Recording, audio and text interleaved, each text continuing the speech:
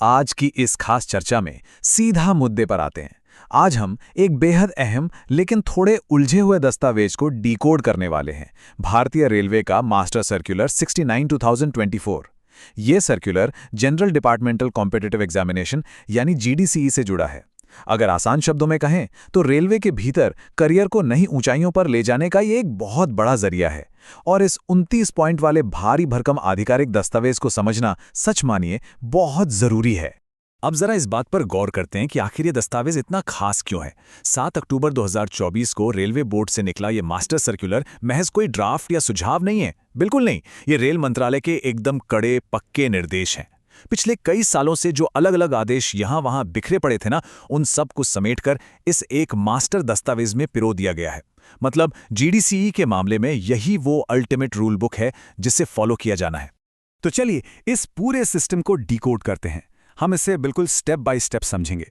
सबसे पहले इसके उद्देश्य और कोटे की बात करेंगे, फिर पात्रता यानी एलिजिबिलिटी और उम्र की सीमाएं, उसके बाद परीक्षा का पूरा प्रोसेस, कुछ खास विभागीय अपवाद और आखिर में इसके प्रशासन और वैलिडिटी पर बात करेंगे।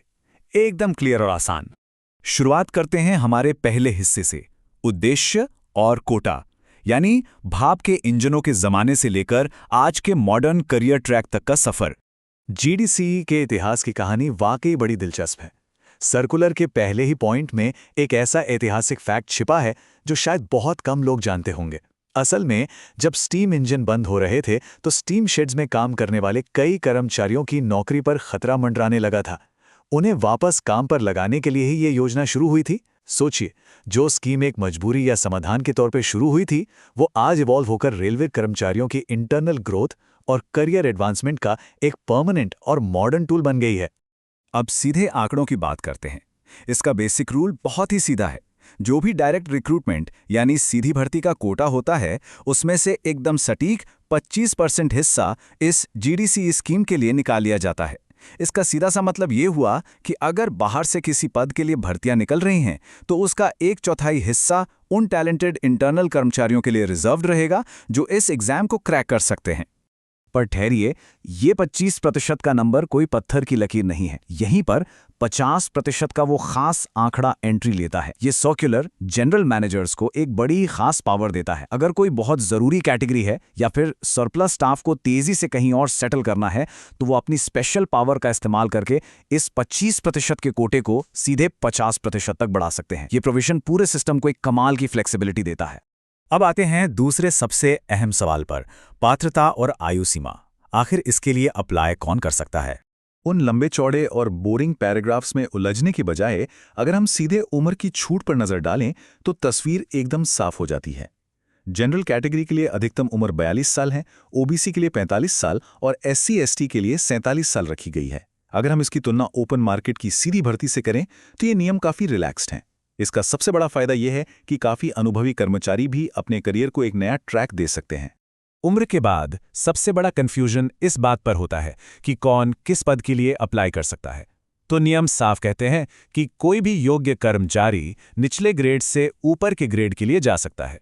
इसके साथ ही नॉन सेफ्टी से सेफ्टी पोस्ट पर जाने की भी पूरी छूट है। और हां, सबसे अहम बात, सेफ्टी से सेफ्टी कैटेगरी में भी मूवमेंट की परमिशन मिल गई है, जो पहले कई बार लोगों के बीच बहस और कंफ्यूजन का मुद्दा रहा है। रिजर्वेशन के रूल्स को लेकर भी चीजें बिल्कुल क्लियर कट हैं, क्योंकि जीडीसीई का कोटा डायरेक्ट रिक्रूटमेंट से ही कट कर आता है, इसलिए ओबीसी रिजर्वेशन यहां पूरी तरह से लागू होता है। इसके अलावा पीडब्ल्यूबीडी यानी विकलांग व्यक्तियों के लिए क्षैतिज या हॉरिजॉन्टल रिजर्वेशन का नियम भी चलता है, लेकिन यहां एक बहुत बड़ा कैच है। ईडब्ल्यूएस यानी आर्थिक रूप से कमजोर वर्ग को इस खास योजना के दायरे से पूरी तरह बाहर रखा गया है। ये एक ऐसा पॉइंट है जिसे किसी भी हाल में मिस नहीं किया जा सकता। चलिए अब तीसरे हिस्से की ओर बढ़ते हैं, परीक्षा की प्रक्रिया और इसके सख्त नियम। ये पूरा का पूरा प्रोसेस पूरी तरह से मेरिट पर टिका है, कोई शॉर्टकट नहीं। ये सिर्फ एक सिंगल स्टेज एग्जाम है और इसमें कोई इंटरव्यू या वाइवा वॉइस बिल्कुल नहीं होता। और हां, अगर लग रहा है कि कोई तुक्का काम कर जाएगा तो भूल जाइए। रेलवे रिक्रूटमेंट बोर्ड के स्टैंडर्ड रूल्स के मुताबिक नेगेटिव मार्किंग यहां भी उसी तरह लागू रहेगी। पेपर की बात करें तो ये मुख्य रूप से हिंदी और अंग्रेजी में सेट होते हैं, लेकिन क्षेत्रीय भाषाओं का ऑप्शन भी खुला रखा गया है। इस सर्कुलर में एक बहुत ही भारी भरकम एक्रोनिम इस्तेमाल हुआ है, ECA, यानी एग्जाम कंडक्टिंग एजेंसी। ये वो बाहरी संस्था है जिसके कंधों पर बहुत बड़ी जिम्मेदारी है। कंप्यूटर बेस्ड टेस्ट के लिए क्वेश्चन पेपर सेट करना, उसे एन्क्रिप्ट करना और फिर बड़ी ही सेफ्टी के साथ उसे एग्जाम सेंटर्स के कंप्यूटर नोट्स तक पहुंचाना, ये सब इसी एजेंसी का काम है। मकसद सिर्फ एक है, सिक्योरिटी और सीक्रेसी से कोई समझौता नहीं। और ये बात बिल्कुल साफ कर देती है कि रेलवे इन एग्जाम्स की सिक्योरिटी को लेकर कितना ज़्यादा सीरियस है। सर्कुलर का पॉइंट नंबर 26 इस एजेंसी को साफ साफ निर्देश देता है कि उन्हें डेटा प्रोसेसिंग, मेंटेनेंस, स्टोरेज और एन्क्रिप्शन के टॉप क्लास स्टैंडर्ड्स फॉलो करने ही होंगे, चाहे कुछ भी हो जाए। पेपर लीक या किसी भी तरह के टेक्निकल लूपहोल की कोई गुंजाइश नहीं बचनी चाहिए। अब बारी आती है चौथे सेक्शन की, विभागीय अपवाद और कुछ बारीक नियम। वो कहते हैं ना, the devil is in the details.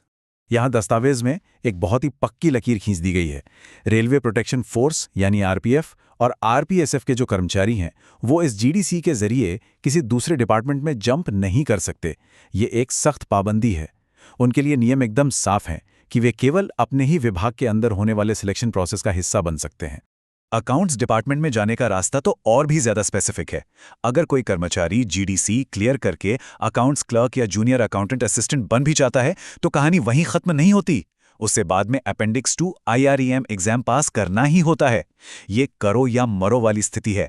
अगर इसे पास नहीं किया तो अपॉइंटमेंट कैंसिल हो सकता है और इसके लिए अनगिनत चांस नहीं मिलते। एक सख्त 3 साल की विंडो होती है जिसमें सिर्फ 2 मौके दिए जाते हैं। अब हम पहुंच गए हैं अपने आखिरी पड़ाव पर, प्रशासन और वैधता, यानी पर्दे के पीछे का पूरा कंट्रोल सिस्टम।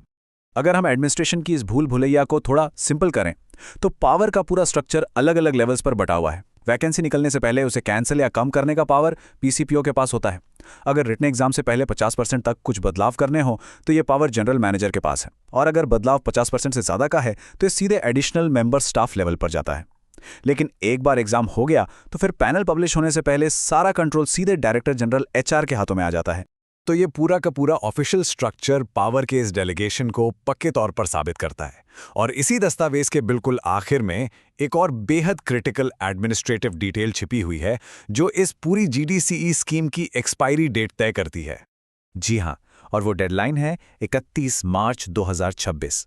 इस मास्टर सर्कुलर और पूरी GDCE स्कीम की वैलिडिटी को ऑफिशियली इसी तारीख तक एक्सटेंड कर दिया गया है। इसका सीधा मतलब यह है कि जब तक कोई नया आदेश नहीं आता तब तक ये सारे नियम कानून इसी तारीख तक पूरी तरह से लागू और वैलिड रहने वाले हैं।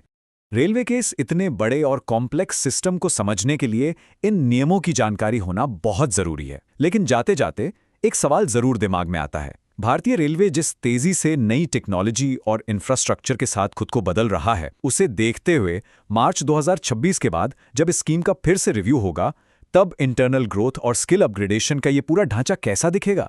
क्या इसमें कुछ क्रांतिकारी बदलाव होंगे? खैर, ये एक ऐसा सवाल है जिस पर आने वाले वक्त में चर्चा जरूर होनी चाहिए। आज की इस चर्चा में हमारे साथ जुड़े रहने के लिए बहुत बहुत धन्यवाद।